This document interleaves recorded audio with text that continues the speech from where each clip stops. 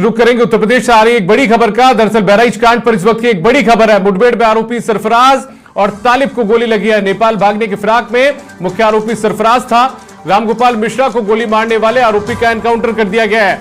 Encounter से बुरी तरीके से यह शख्स घायल हुआ। आरोपी हालत गंभीर है। नानपारा के हाड़ा बसेहरी के पास यह एनकाउंटर हुआ। 4 और आरोपियों को पुलिस ने गिरफ्तार किया है। सरफराज और तालिब को बहराइच मेडिकल कॉलेज में भर्ती करवाया गया है। तो एक बड़ी खबर आपको बता दें, उत्तर प्रदेश से बड़ी खबर है बहराइच कांड, जिसको लेकर चारों तरफ हल्ला मचा हुआ है। बड़ी खबर यह है कि इस बहराइच कांड का जो मुख्य आरोपी है सरफराज और तालिब, इन दोनों को गोली लगी है। नेपाल भागने की फिराक में यह मुख्य आरोपी सरफराज था। रामगोपाल मिश्रा को गोली मारने वाले इस आरोपी का एनकाउंटर किया गया है और इस एनकाउंटर में बुरी तरीके से सरफराज घायल हुआ है। हालत गंभीर है और ये पूरा जो एनकाउंटर है वो नानपारा के हाड़ा बसेरी के पास हुआ है। 4 और आरोपियों को पुलिस ने गिरफ्तार कर लिया है। सरफराज और तालिब को बहराइच मेडिकल कॉलेज में भर्ती भी करवाया गया है। तो एक बड़ी खबर आपको बता रहे हैं, सरफराज और तालिब का एनकाउंटर किया गया है, दोनों को गोली लगी है और ये मुख्य आरोपी है बहराइच कांड का, जिसने रामगोपाल मिश्रा को गोली मारी थी। और ऐसे में इस आरोपी का उत्तर प्रदेश की पुलिस ने एनकाउंटर किया है।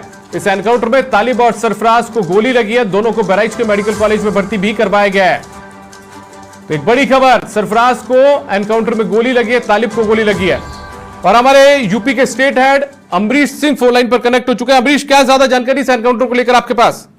बिल्कुल, देखिए निश्चित तौर पर दीपक 5 आरोपियों को गिरफ्तार किया गया है। पुलिस मुठभेड़ हुई है जिसमें से 2 को पैर में गोली लगी है और ये दोनों ही आरोपी जो मुख्य आरोपी हैं, 4 नामजद थे उसमें, अब्दुल हमीद और उसके दोनों बेटे सरफराज उर्फ रिंकू और फहीम को गिरफ्तार किया गया है। बताया जा रहा है कि सरफराज और फहीम के पैर में गोली लगी है और इसके साथ ही साथ 5 आरोपियों को गिरफ्तार किया गया है। हालत सामान्य बताई जा रही है क्योंकि पैर में गोली लगी है, गंभीर घायल थे, लेकिन चूंकि जान पर कोई ऐसा वो नहीं है और डॉक्टर ने भी कहा है कि हालत अभी दोनों की ठीक है, दोनों खतरे से बाहर है। लेकिन एक बड़ी जिस तरीके की चुनौती यूपी सरकार के पास थी, पुलिस महकमे के पास थी, पुलिस बैकफुट पर थी और ये था कि रामगोपाल मिश्रा जिसकी मृत्यु हुई थी उसके हत्यारे थे जो बहराइच हिंसा के बाद से ही लगातार फरार चल रहे थे। और रामगोपाल मिश्रा की माताजी और बहन और भाई जब 2 दिन पहले मुख्यमंत्री योगी आदित्यनाथ से मिले थे तो मुख्यमंत्री योगी आदित्यनाथ ने उनको आश्वासन दिया था कि गुनहगारों को बख्शा नहीं जाएगा। और तभी से लगातार पुलिस के जो आला अधिकारी थे बहराइच हिंसा के बाद से ही बहराइच में डेरा डाले हुए थे।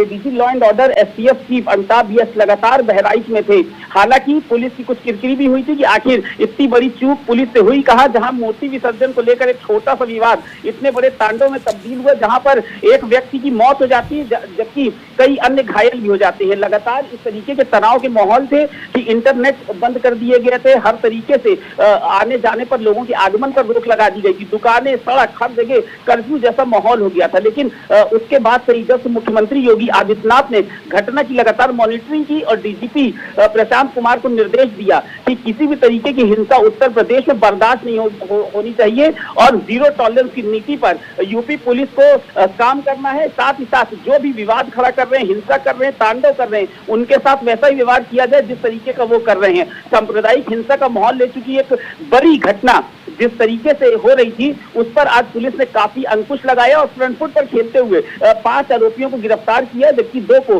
पैर में गोली लगी है। नेपाल भागने की फिराक में थे, लेकिन फिलहाल दोनों खतरे से बाहर हैं। दीपक, चलिए अमरीश, बहुत शुक्रिया आपका इस तमाम जानकारी के लिए। तो तालिब और सरफराज की हालत स्थिर है, मेडिकल कॉलेज बहराइच में उन्हें भर्ती करवाया गया है।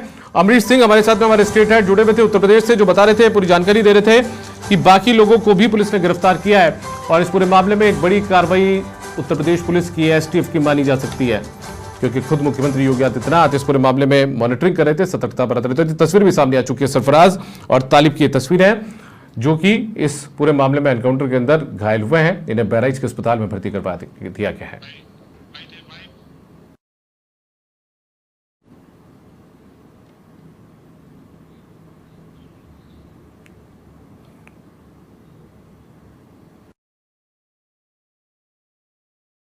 तो बहराइच से इस वक्त की बड़ी खबर, सरफराज और तालिब को गोली लगी है। फिलहाल बहराइच के मेडिकल कॉलेज में दोनों भर्ती हैं। बहराइच के वानागंज की रहने वाली हूँ। मेरा मायका महाराजगंज में है। रविवार को जो वहाँ दंगा हुआ है उसमें जिस आदमी की मृत्यु हुई है उसका इल्जाम मेरे पिता और मेरे भाइयों पे आया है। मेरे पिता का नाम अब्दुल हमीद और मेरे भाई का नाम सरफराज अहमद और मोहम्मद फहीम है। उस दंगे के बाद 14 तारीख को एसटीएफ की टीम मेरे घर पहुंची और वहां केवानागंज पहुंची मेरे ससुराल, और वहां मेरे घर की तलाशी ली। जब वहां कोई नहीं मिला तो वो लोग मेरे पति ओसामा और मेरे देवर शाहिद को लेके चले गए। दो व्यक्ति आए थे हमारे यहाँ, जो दो लोग, एक सरफराज करके नाम है और एक तालिम करके, मोहम्मद तालिम। तो दोनों के, एक के दाएं पैर में एक के बाएं पैर में। क्या स्थिति है सर? स्थिति दोनों की सही है। कहाँ भेजा गया सर? थोड़ा जो गोली है, गोली अभी भी अंदर ही है क्योंकि एग्जिट पॉइंट उसमें नहीं दिखा है। बाकी हमने डिस्ट्रिक्ट हॉस्पिटल बहराइच के लिए रेफर कर दिया है, वहाँ एक्सरे और फर्दर मैनेजमेंट के लिए। स्थिति दोनों की नॉर्मल है।